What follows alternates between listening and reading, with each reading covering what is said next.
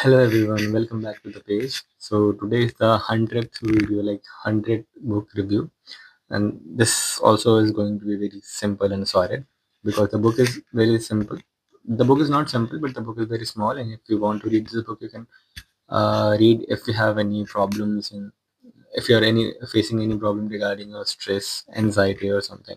And if you're a medical student, then this book is good for you. Otherwise, I don't think the layman language will be the layman person will be able to understand this book. This is kind of a bit psychological genre, but the name of this book is From Stress to Strength, and this book is written by Elaine John. So this is a self-help book that focuses on understanding how the stress can also be useful as a tool for growth and for other things in life rather than just being a part which destroys us. So this book is telling that stress is also a good part of life if you manage to do it correctly. If you manage to mold the direction of the stress and the way you take all this decision in your life, then this is good for you. This book explains how a stress can lead you towards growth and rather than towards going to a burnout session. Because what happens generally, if you're taking more stress, your body will not be able to be function as much as it can, and you'll have some pains as well, and it will decrease your functional capability and mobility as well if you are taking so much stress. But this book is telling that how stress can not always be like this, and you can use this for your growth. Instead of avoiding stress completely, the author encourages the reader to understand the stress response, to change the perception, to build an emotional connection with this. And this approach is very practical and reflective, and rather than just purely motivational. The themes which book is talking about is understanding stress.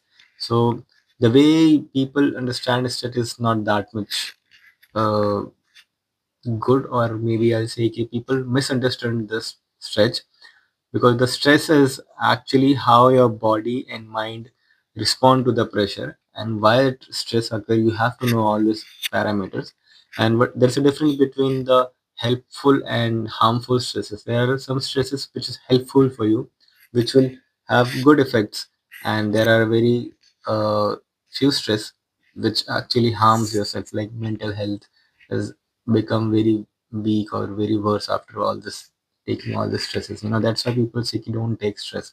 But some are very helpful stress. So you should take all the stress without knowingly it all comes. You just have to manage it that this is stressful is good for you or this is not. Suppose if you are having stress about your exams, this is good, this is a helpful stress. You can modulate all the stress.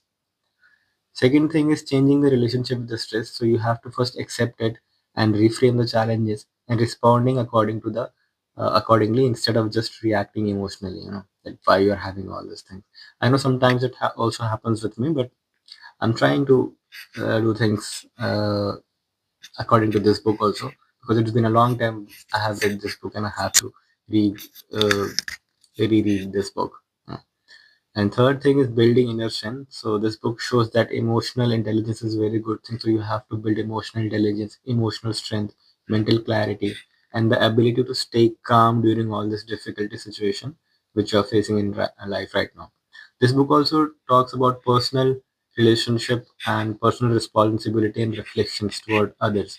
The things which you are doing can reflect to others and can give stress to others also. So make sure you are being kind and don't do all these things knowingly, because unknowingly, I don't know, you have maybe hurt many people and you are hurting many people unknowingly, because you know you can't make everyone happy. So this book encourages to reflect on the daily habits, observe emotional triggers, and take ownership of the reactions rather than just saying I have not done it. Try to take the ownership. And growth begins with self-observation. So try to self-observe your life, that how you're dealing with the life. And that's it for this book, because this is for basically the concept CBT has introduced in this book, that is cognitive behavioral therapy. And this is a CBT approach. There are different steps of doing CBT and different types also.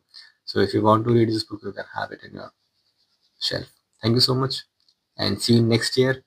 and I'm so happy that this year I completed 100 book reviews. I know many of them are not even seeing it, but it's fine, because it was self commitment, and I did it just to satisfy my soul. If I can do this, I can commit to myself. I can prove that, yeah, I have done this in the past. So I can, if I'll be saying something to myself, then I'll be able to do it for myself, to myself. This is the good thing which I got this year. Thank you so much for being with me. And if you have still not subscribed, subscribe the button. And if you have any stories to tell, just comment. Thank you so much. See you next year. Thank you.